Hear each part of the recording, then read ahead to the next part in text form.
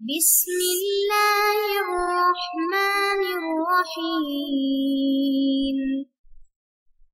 بسم اللہ الرحمن الرحیم۔ السلام علیکم ورحمۃ اللہ وبرکاتہ۔ امید ہے آپ تمام احباب خیر و عافیت سے ہوں گے۔ آج جلالین ثانی کا سبق نمبر 151 ہے اور اس سبق کے اندر ہم سورۃ الحشر کی آیت نمبر 15 سے لے کر 17 تک کا ترجمہ اور تفسیر پڑھیں گے۔ پہلے آیات کا ترجمہ دیکھ لیں۔ کمثل الذین من قبلہم قریبا ذاقوا وبال امرہم ولہم عذاب علیم۔ ان کی حالت ان لوگوں کی سی ہے جو ان سے کچھ ہی پہلے اپنے کرتوت کا مزہ چکھ چکے ہیں۔ ذاقوا اپنے کرتوت کا مزہ چکھ چکے ہیں، وَلَهُمْ عَذَابٌ عَلِيمٌ اور ان کے لیے دردناک عذاب ہے۔ كَمَثَلِ الشَّيْطَانِ إِذْ قَالَ لِلْإِنسَانِ اكْفُرْ فَلَمَّا كَفَرَ قَالَ إِنِّي بَرِيءٌ مِّنْكَ إِنِّي أَخَافُ اللَّهَ رَبَّ الْعَالَمِينَ۔ ان کی مثال شیطان کی سی ہے کہ وہ انسان سے کہتا ہے کافر ہو جا، فَلَمَّا كَفَرَ پھر جب وہ کافر ہو جاتا ہے، قَالَ إِنِّي بَرِيءٌ مِّنْكَ تو کہتا ہے میں تجھ سے بری ہوں، إِنِّي أَخَافُ اللَّهَ رَبَّ الْعَالَمِينَ میں اللہ سے ڈرتا ہوں جو سارے جہانوں کا پروردگار ہے۔ فَكَانَ عَاقِبَتُهُمَا أَنَّهُمَا فِي النَّارِ خَالِدَيْنِ فِيهَا وَذَلِكَ جَزَاءُ الظَّالِمِينَ چنانچہ ان دونوں کا انجام یہ ہے کہ وہ دونوں دوزخ میں ہوں گے، انہما فی النار کہ وہ دونوں دوزخ میں ہوں گے، خالدین فیہا جس میں وہ ہمیشہ رہیں گے، وذالک جزاء الظالمین اور یہی ظلم کرنے والوں کی سزا ہے۔ عزیز طلبہ، کمثل الذین من قبلہم قریبا ذاقوا وبال امرہم، یہ اس آیت کے اندر جو ہے وہ قبیلہ بنو قینقاع جو یہودیوں کا قبیلہ تھا ان کی بےہودگی کا اور ان کی جلاوطنی کا جو ہے وہ تذکرہ اللہ تبارک و تعالی نے فرمایا ہے۔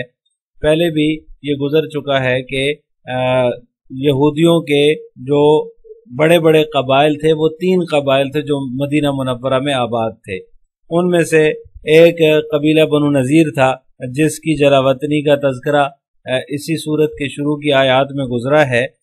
دوسرا قبیلہ بنو قریظہ تھا جن کے مردوں کو قتل کرنے کا حکم دیا گیا اور عورتوں کو اور بچوں کو غلام بنائے جانے کا جو ہے وہ ذکر ہے، وہ سورہ احزاب کے اندر ہے، یعنی ان کے احوال کو سورہ احزاب میں اللہ تبارک و تعالی نے بیان فرمایا ہے۔ تو 2 بڑے قبیلے یہ تھے، بنو قریظہ اور بنو نذیر۔ تیسرا بڑا قبیلہ جو یہودیوں کا مدینہ منورہ میں آباد تھا وہ بنو قینقاع تھا، جن کی جلاوطنی کا اس آیت کریمہ کے اندر ذکر ہے، کمثل الذین من قبلہم قریبا ذاقوا وبال امرہم کہ قریب ہی جو ہے وہ ان لوگوں کی طرح ان کی مثال ہے جن کے جو ابھی قریب ہی جنہوں نے اپنے جو ہے وہ کیے کا مزہ چکھا ہے اور ان کے لیے دردناک عذاب ہے۔ بنو قینقاع جو تھا یہ قبیلہ، ان کی جلاوطنی کا جو قصہ ہے وہ اس طرح ہے کہ ان کا بھی آپ صلی اللہ علیہ وسلم کے ساتھ امن و امان کا معاہدہ تھا کہ آپس میں جنگ نہیں کریں گے اور نہ ہی کسی دشمن کے ساتھ مل کر آپ کے خلاف جو ہے وہ جنگ کریں گے۔ ان تینوں قبائل نے جو ہے وہ اس میں غداری کی، معاہدے کو توڑا اور پھر اس کا انجام بھی انہوں نے پا لیا، یعنی کہ ان کو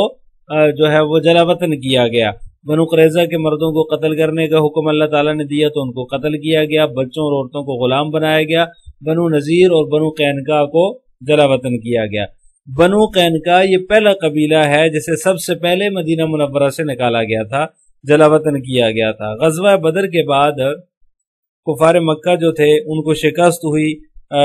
جب رسول اللہ صلی اللہ علیہ وسلم بدر سے مدینہ منورہ واپس تشریف لائے تو بنی قینقاع کا جو بازار تھا اس بازار میں ان کو جمع کیا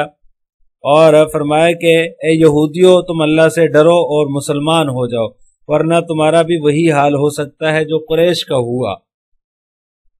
تم اس بات کو جانتے ہو کہ میں اللہ کا رسول ہوں اور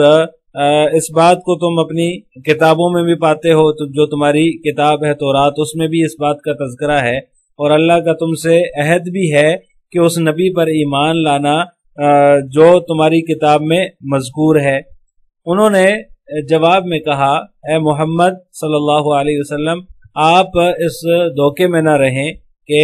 جس طرح قریش کو آپ نے شکست دی، جس طرح ان کو جو ہے وہ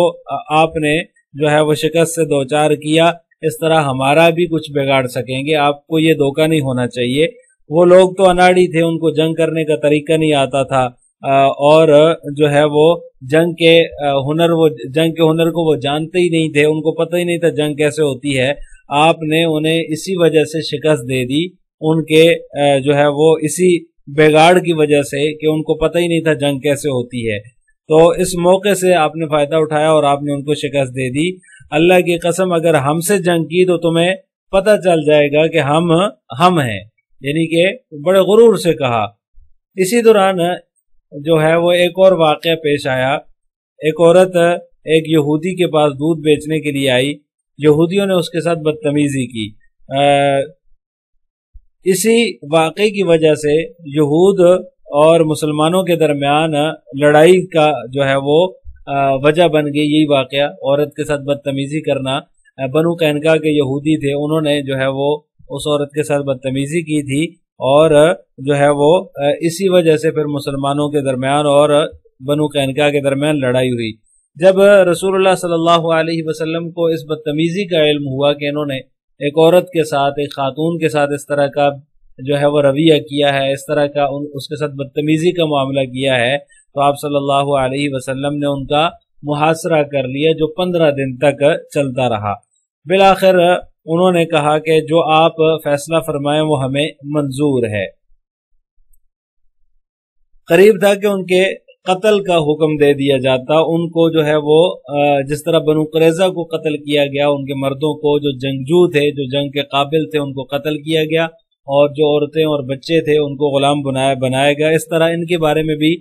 یہ فیصلہ ہو جاتا۔ جو منافقین کا سردار تھا عبداللہ بن ابی، وہ ضد کرنے لگا اور اس نے کہا کہ آپ صلی اللہ علیہ وسلم کے گریبان میں ہاتھ ڈال دیا اور کہنے لگا کہ یہ 700 آدمی ہیں، میری مدد کرتے رہے ہیں، ان کو ایک ہی صبح یا ایک ہی شام میں جو ہے وہ آپ ان کو قتل کرنا چاہتے ہیں۔ آپ نے فرمایا کہ چلو ان کو تمہاری رائے پر چھوڑ دیا۔ اس کے بعد پھر وہ مدینہ منورہ سے ان کو جو ہے وہ جلا وطن کرنے کا فیصلہ ہوا، یعنی کہ حضرت آپ صلی اللہ علیہ وسلم نے جب ان کو جو ہے وہ محاصرہ ان کا کیا تو ان کو قتل کرنے کا ارادہ تھا، جیسے کہ بنو قریظہ کو آپ صلی اللہ علیہ وسلم نے قتل کیا، لیکن عبداللہ بن ابی جو رئیس المنافقین تھا وہ بیچ میں آ گیا اور اس نے آگے جو ہے وہ منت سماجت کی کہ یہ میری مدد کرتے رہے ہیں، 700 آدمی ہیں، آپ ان کو ایک ہی صبح یا ایک ہی شام میں کیسے قتل کر سکتے ہیں؟ تو آپ صلی اللہ علیہ وسلم نے ان کی رائے پر چھوڑ دیا۔ تو پھر اس کے بعد یہ فیصلہ ہوا کہ ان کو جلا وطن کر دیا جائے، تو ان کو جو ہے وہ شام کی طرف جو ہے وہ جلا وطن کیا گیا۔ تو اب اس واقعے کے تناظر میں اس آیت کا ترجمہ اگر آپ پڑھیں تو یوں مطلب بنتا ہے کہ قبیلہ بنو نذیر کا وہی حال ہوا جو تھوڑا عرصہ پہلے ان لوگوں کا حال ہو چکا ہے، یعنی بنو نذیر جس کا تذکرہ چل رہا ہے، ان لوگوں کا بھی وہی حال ہوا کمثل الذین من قبلہم قریبا ذاقوا وبال امرہم، جو تھوڑا عرصہ پہلے ان لوگوں کا حال ہوا ہے جو ان سے پہلے تھے، یعنی قبیلہ بنو قینقاع جو تھا، ان لوگوں نے بھی معاہدہ توڑا، اسلام قبول کرنے سے انکار کیا اور الٹے جوابات دیے آپ صلی اللہ علیہ وسلم کو، تو وہ بھی جلا وطن ہوئے، ان کو بھی جو ہے وہ جلا وطن کیا گیا، اور بنو نذیر کو بھی جو ہے وہ جلا وطن کر دیا گیا۔ یہ تو ان کی دنیاوی ضلالت تھی، دنیا میں جو ان کو ذلت کا عذاب ملا، وَلَهُمْ عَذَابٌ عَلِيمٌ، آخرت میں ان کے لیے دردناک عذاب ہوگا۔ لہٰذا یہ ایک تفسیر ہے جس کے مطابق اس سے مراد قبیلہ بنو قینقاع کے یہودی ہیں جن کو جو ہے وہ جلا وطن کیا گیا، اور دوسرا قول جس کو مصنف نے بھی ذکر کیا ہے وہ ہے کہ اس سے مراد جو ہے وہ کفار اہل بدر ہیں، یعنی عنقریب ہی جن کا جو ہے وہ انجام ہوا اور ان کو جو ہے وہ شکست سے دوچار ہونا پڑا۔ دونوں کا انجام جو ہے وہ قریبی زمانے میں ہی ہوا ہے، کیونکہ بنو نذیر کی جلا وطنی کا زمانہ جو ہے وہ غزوہ بدر بدر واحد کے بعد ہوا ہے، اور بنو قینقاع کا واقعہ بھی جو ہے وہ بدر کے واقعے کے بعد ہی پیش آیا ہے۔ تو اس طرح جو ہے وہ دونوں کا واقعہ بدر کے واقعے کے بعد ہی پیش آیا ہے، اس لیے جو ہے وہ اس سے بنو قینقاع کا واقعہ بھی مراد ہو سکتا ہے، یعنی ان کی جلاوطنی کا واقعہ یہ بھی مراد ہو سکتا ہے، اور اس طرح اہل بدر کی جو شکست ہوئی ہے وہ بھی اس سے مراد ہو سکتے ہیں۔ بنو قینقاع والا جو قول ہے کہ اس سے بنو قینقاع کا واقعہ، ان کی جلاوطنی کا واقعہ مراد ہے، اس کے قائل جو ہیں وہ حضرت ابن عباس رضی اللہ تعالی عنہما ہیں، اور کفار اہل بدر اس سے مراد ہیں۔ یہ جو ہے وہ اس کے قائل حضرت مجاہد رحمہ اللہ تعالی ہیں، ان کے نزدیک اس سے اہل بدر کا واقعہ مراد ہے، جو ان کو شکست ہوئی وہ اس سے مراد ہیں۔ کمثل الشیطان اذ قال للانسان اکفر فلما کفر قال انی بریء منک انی اخاف اللہ رب العالمین۔ اس میں اللہ تبارک و تعالیٰ نے فرمایا کہ ان لوگوں کی مثال شیطان کی سی ہے، وہ انسان سے کہتا ہے کافر ہو جا، جب وہ کافر ہو جاتا ہے تو اس سے برات کا اعلان کر دیتا ہے۔ تو لہٰذا یہ شیطان کا وتیرہ ہے کہ وہ شروع میں تو انسان کو کفر اور گناہوں پر اکساتا ہے کہ کافر ہو جاؤ، گناہ کر لو، لیکن جب اس کے نتیجے میں اس کی بات مان لی جاتی ہے تو اس کی بات ماننے والوں کو پھر تکلیف کا سامنا کرنا پڑتا ہے، کیونکہ وہ ان سے لا تعلقی کر لیتا ہے، ان سے برات کر لیتا ہے، اور جو ہے وہ کہتا ہے کہ میں تو رب العالمین سے جو ہے وہ ڈرتا ہوں، اس لیے جو ہے وہ ان کی طرفداری سے وہ صاف مکر جاتا ہے۔ آخرت میں تو وہ بالکل ہی مکر جائے گا اور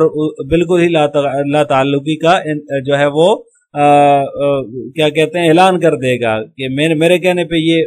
انہوں نے کفر اختیار نہیں کیا تھا، جو ہے وہ انہوں نے اپنی مرضی سے کفر اختیار کیا تھا۔ اسی طرح منافقین بھی جو ہیں وہ شروع میں تو یہودیوں کو مسلمانوں کے خلاف اکساتے رہے، لیکن جب مدد کرنے کا وقت آیا تو ان کی مدد سے وہ منکر ہو گئے اور پیچھے ہٹ کے انہوں نے یہودیوں کی مدد نہیں کی۔ فَكَانَ عَاقِبَتُهُمَا أَنَّهُمَا فِي النَّارِ خَالِدَيْنِ فِيهَا، چنانچہ ان دونوں کا انجام یہ ہے کہ یہ دونوں دوزخ میں ہوں گے جہاں یہ ہمیشہ رہیں گے، اور یہی ظلم کرنے والوں کی سزا ہے۔ جس طرح اس شیطان نے انسان کو پہلے بہکایا پھر اس کا وقت پر ساتھ نہیں دیا، تو دونوں جو ہے وہ خسارے میں ہیں۔ اسی طرح منافقین نے پہلے بنو نذیر کو جو ہے وہ مدد کرنے کا وعدہ کیا ان کے ساتھ، اور کہا کہ تم نکلو، تمہیں نکالا گیا تو ہم بھی نکلیں گے، اگر تمہارے ساتھ جنگ ہوئی تو ہم بھی تمہارے ساتھ شریک ہوں گے۔ پھر عین وقت پر جب ان کا محاصرہ کیا گیا تو منافقین اپنے گھروں میں چھپ کر بیٹھے رہے، اور ان کو بنو نذیر کی مدد کے لیے نہیں گئے، ان کو بے یار و مددگار چھوڑ دیا۔ تو لہٰذا یہ بنو نذیر بھی اور جو ہے وہ منافقین بھی یہ کامیاب نہیں ہوں گے، یہ دونوں جہنم میں جائیں گے اور جہاں ہمیشہ ہمیشہ رہیں گے، اور کافروں کا، ظالموں کا یہی انجام ہے اور یہی ان کی سزا ہے۔ اب ان آیات کی تفسیر جلالین ملاحظہ ہو، مثلہم فی ترک الایمان کمثل الذین، مصنف فرماتے ہیں ترک ایمان میں ان کی مثال ان لوگوں کی مثال ہے، ان لوگوں کی طرح ہے، الذین من قبلہم قریبا، کہ جنہوں نے قریبی زمانے میں ہی، جو ان سے کچھ ہی پہلے گزرے ہیں، ان لوگوں جیسی ان کی مثال ہے۔ ذاقوا وبال امرہم، جنہوں نے اپنے کام کا وبال چکھ لیا۔ من قبلہم قریبا بزمن قریب وہم اہل بدر من المشرکین، مصنف اس کی تفسیر فرما رہے ہیں کہ قریبی زمانہ اس سے مراد ہے، وہم اہل بدر، اور وہ لوگ الذین، وہ کون لوگ ہیں، وہ اہل بدر ہیں، یعنی مشرکین اہل بدر جن کا انجام جو ہے وہ برا ہوا اور ان کو شکست ہوئی۔ ذاقوا وبال امرہم، انہوں نے اپنے کام کا وبال چکھ لیا۔ عقوبتہ فی الدنیا من القتل وغیرہ، یعنی کہ اس کا انجام قتل وغیرہ دنیا میں انہوں نے چکھ لیا، کہ دنیا میں ان کو جو ان کے کام تھے ان کا انجام ان کو حاصل ہو گیا کہ وہ قتل ہوئے اور جو ہے وہ قید ہوئے۔ وَلَهُمْ عَذَابٌ عَلِيمٌ، اور ان کے لیے آخرت میں دردناک عذاب تیار ہے۔ مُؤْلِمٌ فِي الْآخِرَةِ مَثَلُهُمْ أَيْضًا فِي سِمَاعِهِمْ مِنَ الْمُنَافِقِينَ وَتَخَلُّفِهِمْ عَنْهُمْ، آخرت کے اندر ان کے لیے دردناک عذاب تیار ہے۔ مُؤْلِمٌ فِي الْآخِرَةِ، آخرت میں، مَثَلُهُمْ أَيْضًا فِي سِمَاعِهِمْ مِنَ الْمُنَافِقِينَ، مصنف فرماتے ہیں ان کی مثال منافقوں کی بات سننے میں اور ان سے تخلف اختیار کرنے میں کمثل الشیطان اذ قال للانسان اکفر، شیطان کی طرح ہے، شیطان کی مانند ہے کہ اس نے انسان سے کہا کافر ہو جا، فلما کفر، جب وہ کافر ہوا، قال انی بریء منک، تو اس نے کہا یعنی شیطان کہنے لگا میں تجھ سے بری ہوں، انی اخاف اللہ رب العالمین، میں رب العالمین سے ڈرتا ہوں، تمام جہانوں کے پروردگار سے ڈرتا ہوں، کذبا منہ ریاء، یعنی اس کا یہ قول ریا اور کذب پر مبنی ہے، یعنی جو شیطان ہے اس کا یہ قول جو ہے یہ انی اخاف اللہ رب العالمین، یہ جھوٹا ہے، وہ اللہ سے نہیں ڈرتا، اور ریا کے طور پر اس کا یہ جو ہے وہ قول ہے۔ فَكَانَ عَاقِبَتَهُمَا أَيْ الْغَاوِي وَالْمُغْوِيِّ، یہ ہما جو ضمیر ہے اس کا مرجع مصنف ذکر فرما رہے ہیں کہ اس سے جو ہے وہ غاوی اور مغوی دونوں مراد ہیں، یعنی بہکانے والا بھی، گمراہ کرنے والا بھی اور گمراہ ہونے والا بھی دونوں مراد ہیں۔ وَقُرِئَ بِالرَّفْعِ اسْمُ كَانَ، اور آگے اس کے اندر عاقبتہما کے اندر جو دوسری قرات ہے، اختلاف قرات جو ہے اس کا بیان مصنف فرما رہے ہیں کہ عاقبتہما جو ہے یہ ایک قرات اس میں عاقبتہما بھی ہے، یعنی کہ رفع کے ساتھ ہے، رفع اس وجہ سے ہے کہ یہ کانا کا اسم ہے، کانا کا اسم ہونے کی وجہ سے ایک قرات اس میں رفع کے ساتھ بھی ہے۔ انہما فی النار خالدین فیہا، کہ وہ دونوں دوزخ میں ہوں گے جس میں وہ ہمیشہ ہمیشہ رہیں گے، وذالک جزاء الظالمین، اور یہی جو ہے وہ ظالموں کا، الکافرین یعنی کافروں کے لیے سزا ہے، یعنی کہ ان کی سزا، کافروں کی، ظالموں کی سزا یہی ہے کہ وہ ہمیشہ ہمیشہ دوزخ میں رہیں۔ آخر میں آپ حضرات سے دو سوال ہیں۔ نمبر 1، کمثل الذین من قبلہم قریبا ذاقوا وبال امرہم سے کون مراد ہے؟ نمبر 2، بنو قینقاع کی جلاوطنی کا واقعہ مختصراً ذکر کریں۔ ان دونوں سوالوں کا جواب آپ نے کمنٹ باکس میں دینا ہے۔ السلام علیکم ورحمۃ اللہ وبرکاتہ۔